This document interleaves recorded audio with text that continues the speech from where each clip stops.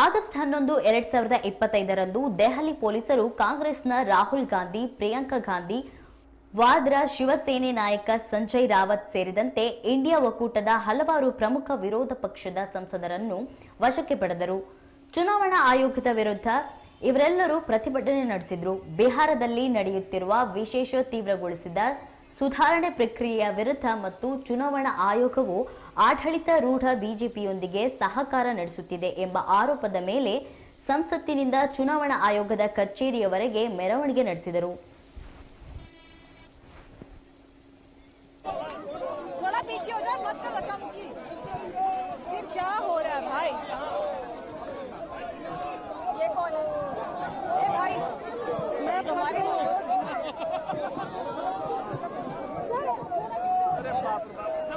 चलो तुम इधर आओ।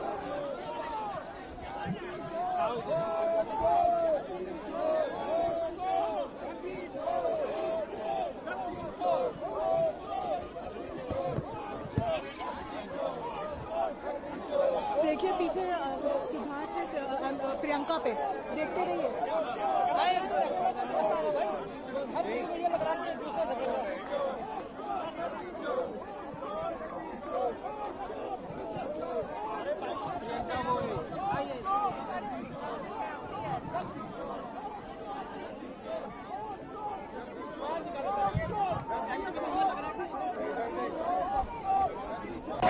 लेकिन आप लोगों को डिटेन कर दिया क्या? क्या किस तरीके से देखते हैं? बोल रहे वो एक्चुअली बात नहीं कर सकते हैं।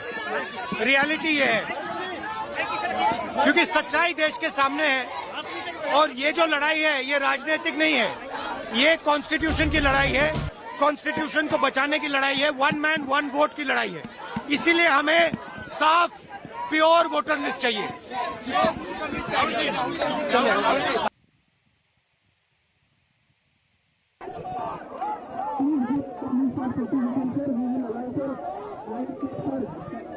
क्या सर पुश क्यों कर रहे हो?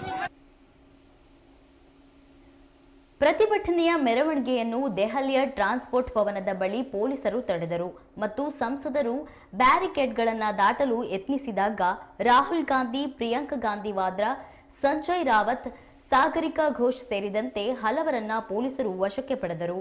ಇದು ರಾಜಕೀಯ ಹೋರಾಟವಲ್ಲ, ಇದು ಸಂವಿಧಾನವನ್ನ ರಕ್ಷಿಸುವ ಹೋರಾಟ. ನಾವು ಶುದ್ಧ ಮತ್ತು ನ್ಯಾಯಯುತ ಮತದಾರರ ಪಟ್ಟಿಯನ್ನ ಬಯಸುತ್ತೇವೆ, ರಾಹುಲ್ ಗಾಂಧಿ ಹೇಳಿದ್ದಾರೆ. ಪ್ರಿಯಾಂಕಾ ಗಾಂಧಿ ವಾದ್ರಾ ಅವರು ಸರ್ಕಾರವನ್ನ ಕಾಯರ್ ಎಂದು ಕರೆದು ಡರೆ ಹುಯೇ ಹೇ, ಸರ್ಕಾರ ಕಾಯರ್ ಹೇ ಎಂದು ಘೋಷಣೆ ಕೂಗಿದರು.